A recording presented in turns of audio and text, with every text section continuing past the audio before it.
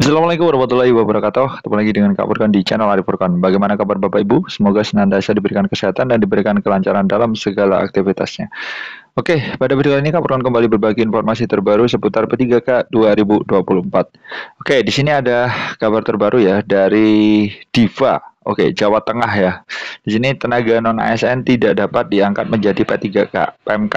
Pemkap Pati tidak akan ada rekrutmen tenaga honorer baru. Nah, di sini 12 Februari hari ini Bapak Ibu ya jam 16.43. Memang teman-teman dari R2 dan R3 itu memang menanti maksudnya formasi ya kan untuk P3K penuh waktu. Jadi tetap berharap ya Bapak Ibu ya R2 dan R3 ini teman-teman tetap berharap tetap nanti diangkatnya itu langsung P3K penuh waktu seperti itu. Nah, di sini nasib guru honorer di Kabupaten Pati ini semakin tidak menentu setelah pemerintah daerah menegaskan bahwa tenaga non ASN tidak dapat diangkat menjadi PPPK. Nah, karena mungkin ini tidak ada formasi di daerah ini ya. Jadi, teman-teman ini memang sangat sulit ya kalau tidak ada formasi dan Pemda tidak mengajukan, ini memang sangat sulit untuk diangkat menjadi P3K. Keputusan ini semakin menyulitkan mereka, terutama bagi peserta yang gagal seleksi P3K 2024 R3, yakni mereka yang tidak lulus dalam seleksi tersebut karena tidak adanya formasi. Tetapi nanti notabene akan ada jaminan P3K paruh waktu Bapak Ibu ya untuk yang sudah terdata di database BKN.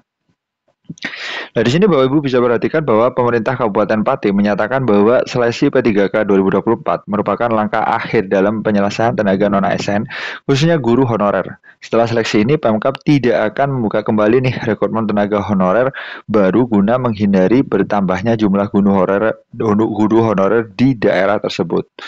Nah, ternyata secara normatif penyelesaian tenaga non-ASN ini diatur melalui seleksi P3K 2024. Karena itu ada seleksi tahap pertama dan kedua, ujar Kepala BKPSDM Pati Muhammad Saipul Iqmal. Seperti itu. Nah, tentunya Bapak Iqmal ini juga menjelaskan Bapak Ibu ya bahwa dalam seleksi tahap pertama beberapa peserta itu berhasil lulus dan diangkat sebagai P3K penuh waktu. Sementara itu, bagi yang tidak lulus, mereka diusulkan untuk menjadi P3K paruh waktu. Terkait skema P3K paruh waktu, Iqmal ini juga menegaskan nih bahwa istilah tersebut bukan berarti jam kerja mereka hanya setengah dari biasanya, melainkan sebagai masa transisi sebelum mereka dapat diangkat menjadi penuh waktu. Nah, jadi memang kalau ada formasi, jadi P3K paruh waktu itu sebenarnya hanya transisi saja Bapak Ibu ya, ini transisi. Sebelum mereka benar-benar diangkat menjadi P3K penuh waktu tentunya ya, seperti itu. Bahkan ada usulan bahwa mereka ini menjadi P3K paruh waktu karena sudah tidak ada lagi tenaga non-ASN. Saat ini hanya ada dua status yaitu PNS dan P3K. Sejak larangan pengangkatan tenaga non-ASN diberlakukan, tidak ada lagi penerimaan tenaga honorer baru. Ya, memang ini harus sesuai, katakanlah harus sesuai aturan ya Bapak Ibu ya. Jadi misalkan teman-teman nanti notabene diangkat menjadi P3K paruh waktu, berarti memang benar di daerahnya Bapak Ibu itu tidak ada formasi. Jadi harus menunggu di daerahnya Bapak Ibu itu harus ada formasi dulu. Istilahnya transisi ya Bapak Ibu ya.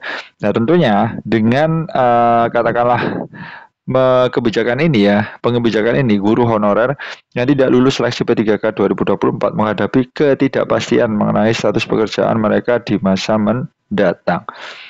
Oke, jadi memang alurnya seperti itu Bapak Ibu ya. Jadi ketika teman-teman yang database ini tidak ada formasi, maka alurnya adalah P3K paruh waktu dulu. Nanti ada transisi, ketika ada formasi ya langsung teman-teman ini statusnya berubah menjadi P3K penuh waktu. Jadi semoga saja ya teman-teman yang non ASN yang non database juga diperjuangkan sehingga tidak ada PHK massal. Seperti itu dulu informasi dari Kapolkan, mudah-mudahan bermanfaat. Wassalamualaikum warahmatullahi wabarakatuh.